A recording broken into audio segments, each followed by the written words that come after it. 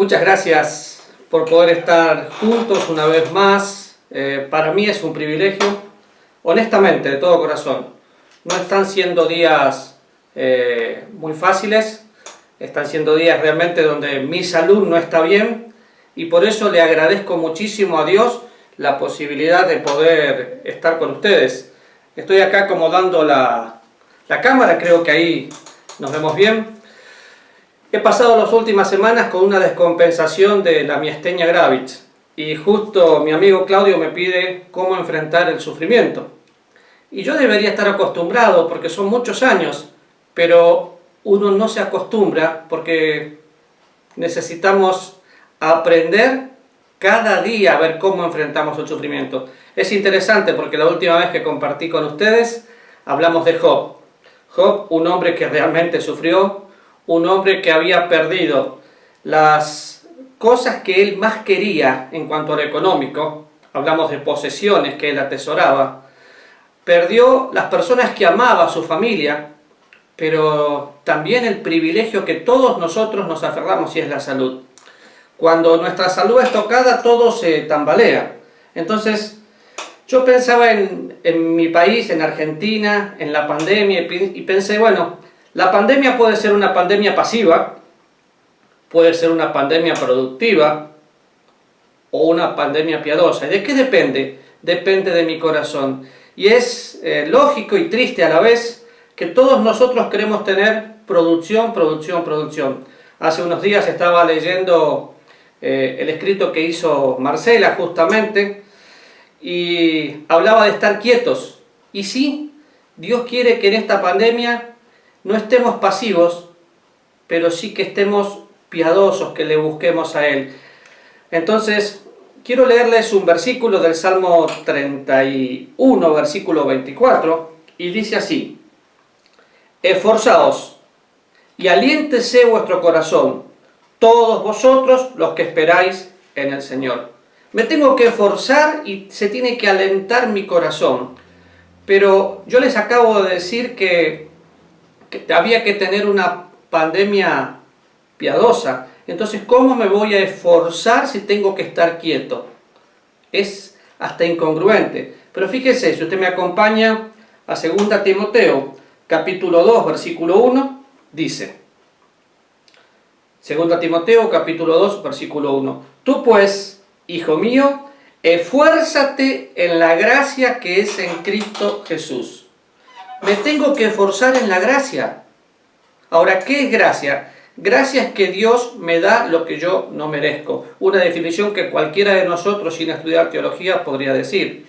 El justo vive por fe, por consecuencia fue salvo para conocer la gracia. La gracia se conoce porque conozco a Cristo, pero también entrego todo lo que tengo para poder caminar por fe. Ahora, hijo mío, esfuérzate en la gracia. Cuando pienso en la gracia es Jesús. ¿Dónde saco el concepto que la gracia es Jesús? Voy a Timoteo, capítulo 2, y dice que la gracia de Dios se manifiesta para salvación a todos los hombres y nos enseña. La gracia de Dios es nuestro pedagogo, la gracia de Dios es nuestro maestro. Entonces, si miro el versículo del Salmo y miro Timoteo, parece incongruente que me diga: tú pues, hijo, esfuérzate en la gracia. Pero buscando la etimología de la palabra esfuérzate, me da la idea de fortalecerme, pero en una dependencia absoluta en Dios. O sea, no tengo fuerzas. Y el mejor ejemplo que viene a mi mente en este momento es el apóstol Pablo. Un hombre que luchó muchísimo, que trabajó muchísimo y que terminó diciendo que no tenía fuerzas. En un momento Dios le contesta, después que él pide que lo sane: Pablo, no, bástate mi gracia. Y fíjense cómo Pablo se podía esforzar. Colosenses capítulo 1, versículo 29, un versículo que últimamente me está golpeando el corazón, dice: para lo cual también trabajo luchando, según la potencia de Él, la cual actúa poderosamente en mí. No es mi fuerza, es la fuerza de Dios. Desde el día que yo pude entender que ya no tenía que ser una persona productiva, sino piadosa, todo fue diferente. ¿Por qué? Porque como les conté la vez anterior, yo tengo un problema de salud de muchos años. Y en ese problema pude conocer a Dios y puedo ver esto. Es el poder de Dios que se perfecciona. Es el poder de Dios que actúa en mí. El mismo apóstol Pablo dice que en Cristo estamos completos, pero todo esto es teoría. Y la vida cristiana es una vida de experiencia. Siempre pienso y siempre digo, y lo repetiré, muchos viven la vida cristiana como una religión y hasta a veces dejan a Cristo de lado para seguir tradiciones. Pero la vida cristiana sin Cristo es mera religión. ¿Y cómo sin Cristo? Claro, tratando de hacer cosas. Entonces, volviendo al pasaje, hijo mío, esfuérzate en la gracia, pensamos en fortalecernos absolutamente sin nuestras fuerzas. ¿Y cómo voy a poder mantenerme alentado hasta el final y fortalecerme sin las fuerzas? En primer lugar, tengo que saber quién es Dios. En segundo lugar, ¿quién soy yo en Cristo? ¿Quién es Dios para usted? Yo sé que si haríamos en este momento, estaríamos juntos y yo, bueno, ¿quién es Dios? Uno diría, Dios es santo, Dios es bueno, Dios es omnipotente, está todo bien. Pero en lo más íntimo de su corazón, ¿quién es Dios? Yo sé que Dios tiene que ser todo para mí. Hoy Dios es mi fuerza. Hoy lo necesito. No podría estar compartiendo con ustedes si no fuera por la misericordia absoluta de Dios. Qué interesante, porque si yo tomo un celular, para que el celular funcione, ese celular tiene que tener ¿qué? Batería. Perfecto. Todos los días yo necesito cargar el celular para que el celular funcione. Todos los días yo necesito dejar que el Espíritu Santo de Dios me controle, me llene y me impulse para que yo pueda tener fuerzas, porque no tengo ninguna.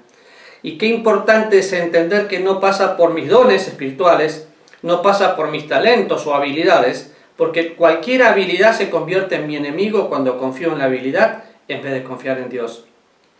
En este tiempo de pandemia, muchos están sacando lo mejor, pero algunas personas no. ¿Por qué? Porque no están teniendo un tiempo de pasividad piadosa, que es conocer a Dios. Entonces, yo quiero pensar en esta palabra de forzarnos, y vamos, por favor, a San Juan, capítulo 15. Es otro pasaje que me ha acompañado por mucho tiempo, que disfruto muchísimo, creo que todos conocemos. Y saben, yo fui salvo por gracia empecé a servir, pero no me había dado cuenta lo que era gracia, y trataba de ser productivo y hacer, hasta que un día Dios me dijo, yo te voy a parar. Y tuve que estar quieto y conocer que Él es Dios. Si usted está aquí, usted tiene un sufrimiento, seguramente un sufrimiento emocional que solamente usted sabe, pero Dios también. Dios no está ausente. Vemos al Salmo y vemos que dice, muchas son las aflicciones del justo, pero de todas ellas nos librará el Señor. Vamos a las palabras del Señor y dice, en el mundo tendréis aflicción, pero confiad. O sea que los problemas son oportunidades en ropa de trabajo. Dios trabaja a través de cada problema. El apóstol Santiago dice que la prueba de nuestra fe produce paciencia. Y como les dije la vez anterior, si yo no hubiera experimentado los problemas de salud que tengo, nunca hubiera conocido la gracia, porque por un carácter ansioso e hiperactivo yo quiero hacer, y hay momentos donde Dios me dice, nada. ¿Saben? Yo creo que no hay nada de malo en ser productivo, no hay nada de malo en tratar de hacer cosas. Lo malo es tratar de medir el éxito y creer que yo necesito hacer. No. Yo necesito ser. Por eso dije una perspectiva correcta de quién es Dios y quién soy yo. Yo soy una persona débil, pero fuerte. ¿Débil en Dios? No. Débil yo, fuerte en Dios. Y esa es la clave de la vida cristiana. Y esa es la clave para experimentar el sufrimiento. Y cuando vamos a San Juan capítulo 15. Si ustedes recuerdan, en el capítulo 13 el Señor nos deja un ejemplo de servicio. En el capítulo 14 nos habla de que va a enviar un consolador, otro consolador para que esté con nosotros para siempre. No nos dejó solos, está con nosotros y en nosotros todo el tiempo. Y cuando llegamos al capítulo 15, dice que Él es la vid, el Padre es el labrador, y empieza a hablar de nosotros, y a partir del versículo 3 dice así: ya vosotros estáis limpios por la palabra que os he hablado. Permaneced en mí. Permaneced en mí. Y pare un poquito ahí. ¿Qué significa permanecer en Él? Es el primer desafío que tenemos. Para poder pasar una crisis, tengo que permanecer en su persona. Si usted sigue leyendo, permaneced en mí y yo permanezco en vosotros. Si miro un poquito el Evangelio y las cartas, los versículos anteriores, donde Jesús dice: el Padre y yo uno somos, siempre hago lo que le agrada, y ahora lo vamos a leer en un momento. La misma relación que Jesucristo como Hijo tuvo con el Padre estando en la tierra es la que nosotros tenemos hoy. Por eso podemos, en este tiempo de pandemia, de sufrimiento, de caos mundial, donde no se entiende nada, permaneced en mí y yo en vosotros. Como el pámpano no puede llevar fruto por sí mismo si no permanece en la vid, así tampoco vosotros si no permanecéis en mí. Ahora, preste atención y marque ahí: si no permanecéis en mí. En el versículo 5, la última parte, dice: separados de mí, nada podéis hacer. En palabras mías, no sean inútiles, solos esto no funciona, me necesitan. Claro que sí, yo me despierto a la mañana con necesidades fisiológicas como el hambre y otras cosas, pero mi mayor necesidad tiene que ser, como dice el salmista: te necesito, Dios, mi alma te necesita, mi alma tiene sed de ti. Entonces, lo primero que tengo que saber es quién soy yo y quién es mi Dios, pero en una manera experimental. Levantarme y decir: no entiendo lo que está pasando, pero sé que Dios tiene el control. Entonces, pensando en esto, dice: permaneced en mí, yo en vosotros. Como el pámpano no puede llevar fruto por sí mismo si no permanece en la vid, así tampoco vosotros si no permanecéis en mí. Yo soy la vid, vosotros los pámpanos. El que permanece en mí y yo en él, éste lleva mucho fruto, porque separados de mí nada podéis hacer. El que en mí no permanece será echado fuera como pámpano y se secará, y los recogen y los echan en el fuego y arden. Si permanecéis en mí y mis palabras permanecen en vosotros, pedid todo lo que queréis y os será hecho. ¿Todo? Claro, todo, porque lo repite el mismo concepto en el versículo 16, la última parte, donde dice: y vuestro fruto permanezca, para que todo lo que pides al Padre en mi nombre, Él los dé. Qué interesante, porque para una persona ansiosa como yo, y seguramente como usted, que todo lo quiere ya, Dios dice: frenen. La gracia de Dios me enseña a esperar y me dice: tu corazón tiene que estar tranquilo porque yo estoy en control. El año pasado, para esta época, yo estaba operado de la columna. Me dijeron que la operación era facilísima, y es cierto, salí en unos minutos, salí súper bien. Pero la herida se abrió, y cuando la herida se abrió, todo empezó a estar mal. ¿Por qué? Porque no había forma de que la herida se cierre, y pasé mucho tiempo en cuarentena, ¿sí? Con la herida abierta, y diciendo: Señor, tengo muchas cosas que hacer. ¿Saben? Si yo pensara que el ministerio depende de mí, todo se hubiera caído abajo. La obra la hace Dios, y acá Dios se ocupa de eso. Y una vida que conoce la gracia, que experimentó a Jesús como Salvador, es una vida que se tiene que caracterizar por una vida tranquila, una vida de confianza. Y fíjense, yo tengo algunos versículos que le voy a leer. Filipenses 4, por ejemplo, 6 y 7, dice: la paz de Dios guarde vuestros corazones. ¿Cuándo? Cuando pongo toda mi ansiedad sobre Él. Tú guardarás en completa paz. ¿A quién? aquel cuyo pensamiento en ti persevera. Y Dios nos llama a tener comunión con su Hijo Jesucristo. Otra vez, el cristianismo se convierte en religión cuando carece de la vida de Cristo, y la vida de Cristo es una vida de experiencia. Ahora, si usted acaba de escuchar, tú guardarás en completa paz aquel cuyo pensamiento en ti persevera, nosotros, al ser salvos, tenemos la mente de Cristo.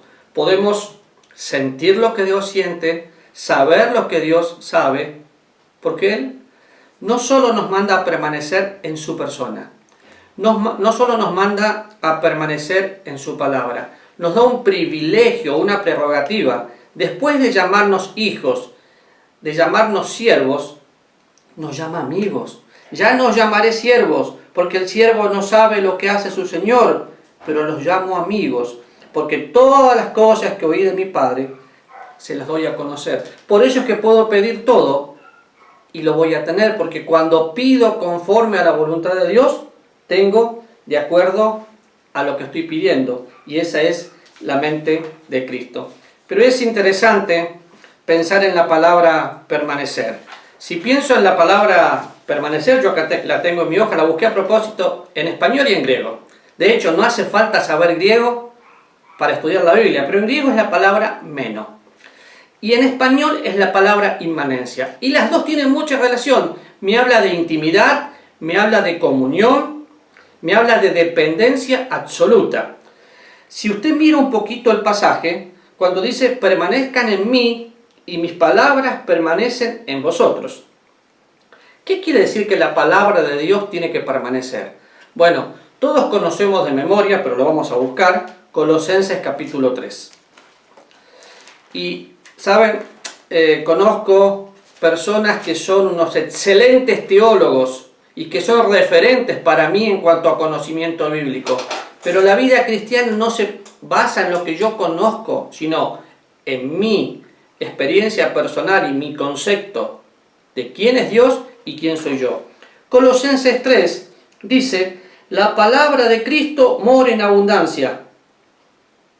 Morar es vivir. Para que habite Cristo por la fe, para que more la palabra de Dios en abundancia. Jesús vino a darnos vida y vida abundante. La vida eterna depende absolutamente de Dios. La vida abundante depende absolutamente de mí. Porque cada día tengo que necesitar a Dios, ir a la palabra de Dios y decir, Señor, enséñame, exhortame. Y si usted mira todo lo que sigue en los versículos que le preceden a Colosenses, no es otra cosa que la llenura del Espíritu Santo de Dios. Podríamos mirar, no lo vamos a hacer, pero vaya junto con la mente conmigo a Efesios capítulo 5, donde dice, sed llenos del Espíritu Santo. Y después, toda la sumisión que hay, la alegría, un hablar diferente, una necesidad. Si quiero pasar una crisis, tengo que entender en primer lugar que no puedo hacer nada. Entonces, le toca a Dios. Tengo que entender que la vida cristiana es una vida de experiencia con Cristo. Si Cristo no está presente en la vida cristiana, es pura religión, pero no es cristianismo. Y necesitamos experimentar a Dios. Qué triste es que mientras todos estamos encerrados en nuestras casas, podemos hacer dos cosas. ¿Caer en depresión? Sí, por supuesto que podemos caer en depresión. De hecho, es muy normal caer en depresión, pero no es correcto delante de Dios, porque cuando hay depresión, necesito comunión con Dios. Y en el momento de ser salvo, Dios me regaló su gozo. ¿Se acuerda? El fruto del Espíritu Santo. Volviendo a nuestro pasaje en San Juan, dice que tenemos que permanecer. En primer lugar, tengo que permanecer en su persona. O sea, Cristo y yo. Un versículo que me acompaña, un versículo que me golpea, un versículo que es mío continuamente es: con Cristo estoy juntamente crucificado. Ya no vivo yo, Cristo vive en mí, y lo que ahora vivo en la carne, lo vivo en la fe del Hijo de Dios. Es Cristo viviendo en mí, y a través mío. Ese es el secreto para pasar una crisis. Tal vez está pasando una crisis económica. Tengo 20 años de vivir en Costa Rica. Nunca había visto pobres. Siempre vi personas que administraban mal. Hoy estoy viendo pobreza. Y Dios supliendo. Pero necesitamos experimentar a Jesús. Entonces, Él es la vid, nosotros somos los pámpanos. Separados de Él, nada podemos hacer. Si no permanecemos en Él, nada podemos hacer. ¿Cómo permanezco? Bueno, permanezco estudiando, leyendo, orando. Ahora, déjeme rápido pensar en esto, porque yo me entusiasmo y se me va el tiempo, pero en primer lugar, yo no leo la Biblia para conocer teología, yo leo la Biblia para conocer a Dios. Si pienso que es la vida eterna es conocerle. Juan capítulo 17, versículo 3, que te conozcan a ti, al único Dios verdadero y a Jesucristo a quien has enviado. Conoce a Jesús, experimenta a Jesús. El apóstol Pablo dice, a fin de conocerle y experimentar el poder de su resurrección. Yo pensaba en estos días, los judíos no pueden mencionar el nombre de Dios, pero Jesús, en el momento de más crisis, en el momento donde todo parecía oscuro, en el huerto del Getsemaní, sudando gotas de sangre, dijo, Abba, si puedes, pasa de mí esta copa. Abba, sí, la palabra más íntima para llamar a papá, más cariñosa, Abba, Padre.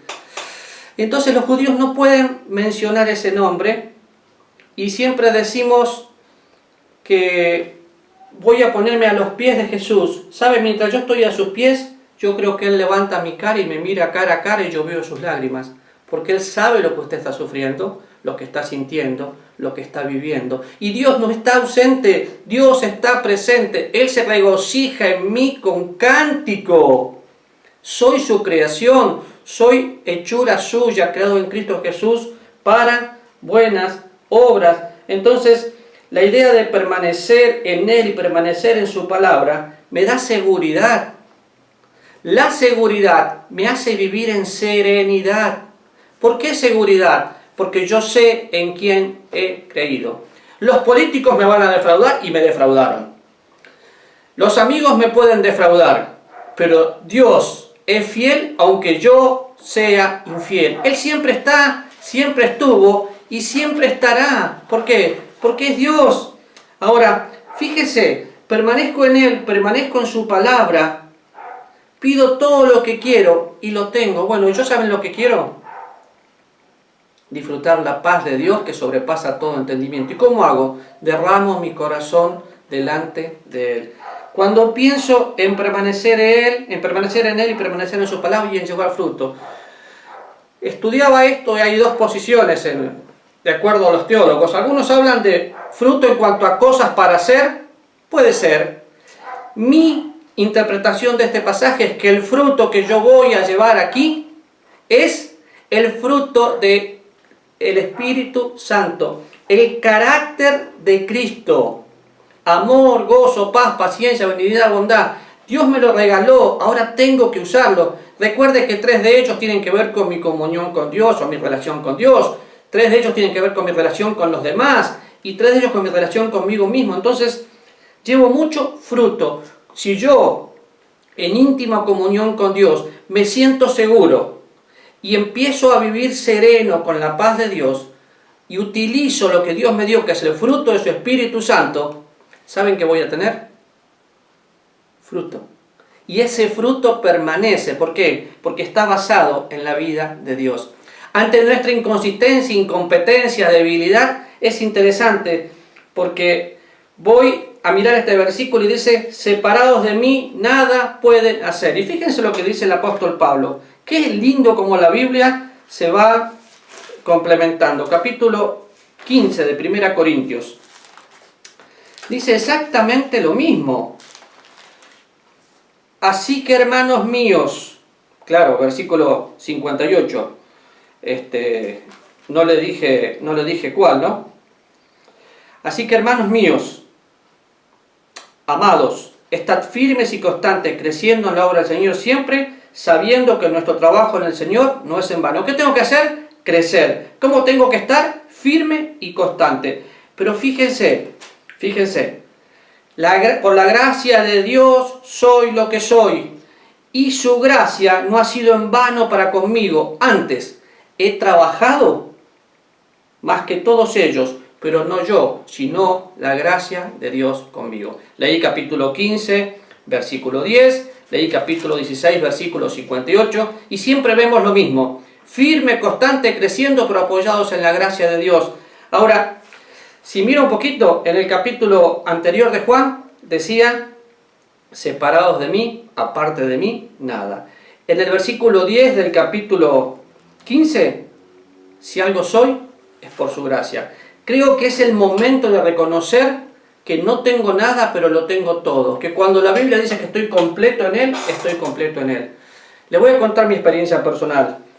Después de darme cuenta que creía tener éxito en la vida cristiana y en el ministerio, y me enfermo, tuve que hacer cosas interesantes. La primera, agradecer a Dios.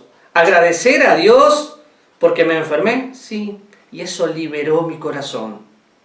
Después, acepté mi enfermedad y me adapté a vivir de la forma que Dios quiere que viva. Pero lo que más me emocionó es entender que yo permanezco en su palabra. ¿Cómo? Conociendo su persona. Y eso me da el privilegio de ser su amigo. Entonces, cuando hablo con Dios, yo creo que si usted me escucharía orar, diría, Raúl se cambió de denominación, cuidado, porque canto. Es el único momento que puedo cantar, de hecho, porque es mejor que predique, no que cante. Canto, lloro, me río, discuto con él, le digo todo lo que no entiendo, y él, ¿saben qué me dice? Yo sigo en mi trono, solo dedícate a confiar. Ahora, vaya conmigo, Juan 8, 31. Y a mí me emociona pensar, yo podría estar todo el día enseñando la Biblia, pero fíjense lo que dice. Dijo Jesús entonces a los judíos que habían creído en Él, si vosotros permanecéis, unión inseparable, comunión íntima, permanecéis en mis palabras, seréis verdaderamente mis discípulos. ¿Está diciendo lo mismo? Claro, pero ¿cómo la gente va a saber que usted y yo somos discípulos? Porque permanecemos en su palabra. ¿Se acuerda cuando a los cristianos se les llamó discípulos por primera vez? Actuaban como Cristo, pensaban como Cristo. El mundo, dentro de muy poco, cambia todo porque viene Jesús a buscar a su iglesia. Pero mientras tanto, usted y yo tenemos que marcar la diferencia, llevando fruto para su gloria, o sea, siendo diferentes, parecernos a Jesús. Cuando pensamos en la palabra discípulo, también es un aprendiz que se esfuerza, pero sin su fuerza, porque es imitador de Dios. Un imitador va siguiendo las pisadas de su maestro. Bueno, nosotros necesitamos seguir las pisadas del maestro.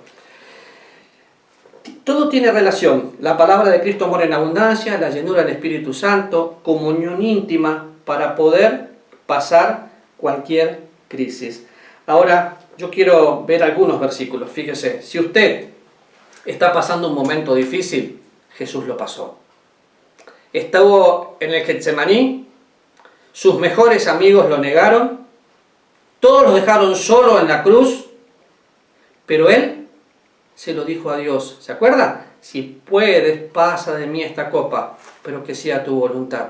Ahora, yo le dije antes, nosotros permanecemos en su palabra, permanecemos en su persona y tenemos el privilegio de ser llamados sus hijos. Tenemos la mente de Cristo. Vaya conmigo otra vez a Juan, capítulo 8, versículo 29. Unos versículos antes, los que leímos antes, dice, porque el que me vio, conmigo está.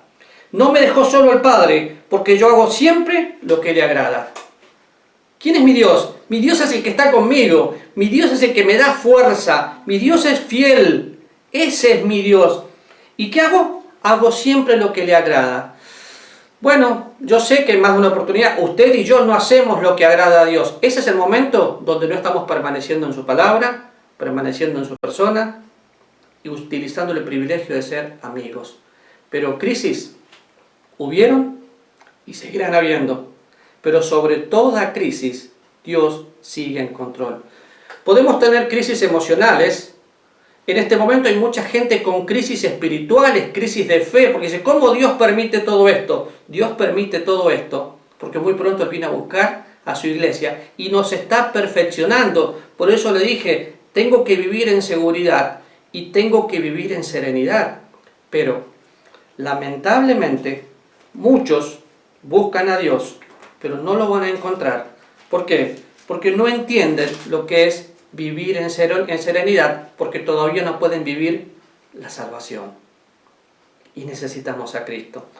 En este problema, donde todo se desbordó, podemos pensar en personas en la Biblia que pensaban que todo se les había ido. El pueblo de Israel creía que en unos días caminaba y salía del desierto, y pasaron años y no salió, y Dios probó al pueblo para ver lo que había en el corazón. ¿Se acuerdan?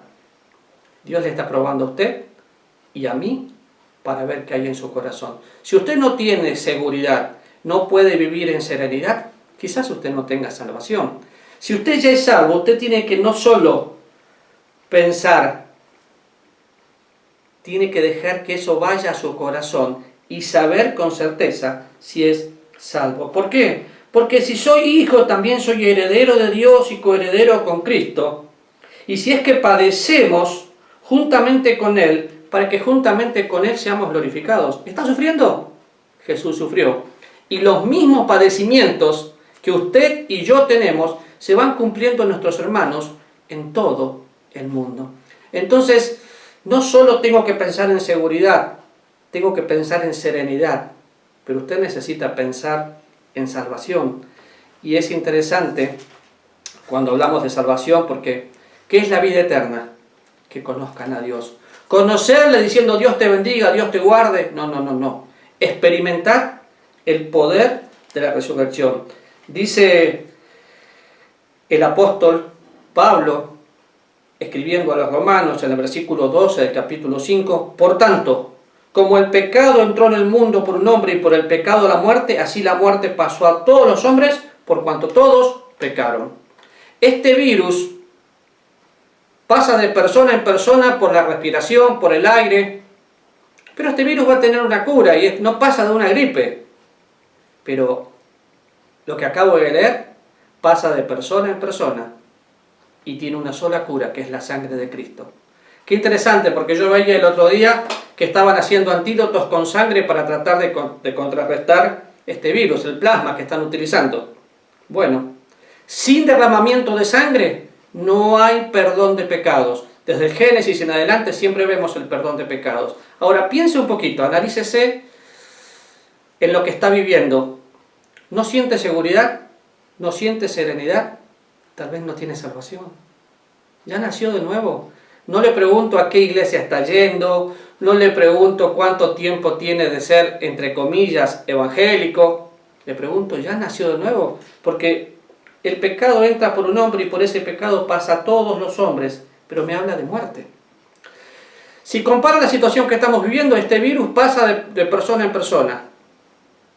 Pero la Biblia dice, por cuanto todos pecaron, están separados de la presencia de Dios. Todos, sí, sin excepción. Todos los que nacen muertos por su delito y pecado. Y parece una noticia terrible porque habla de muerte. Cuando voy a buscar lo que es la muerte segunda es el infierno. Cosa que hoy casi ya no se menciona. Es estar separado de Dios por la eternidad.